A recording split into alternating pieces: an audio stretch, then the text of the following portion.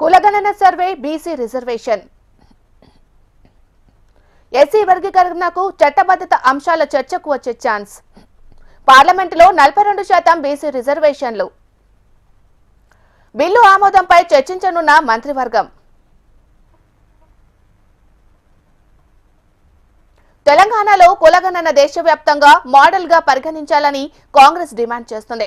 ఈ నెల 10వ తేదీన ఢిల్లీ వేదికగా దేశవ్యాప్త కులగణన సర్వే నిర్వహించాలనే డిమాండ్తో రాహుల్ గాంధీ ఆధ్వర్యంలో ధర్నా నిర్వహించబోతున్నారు.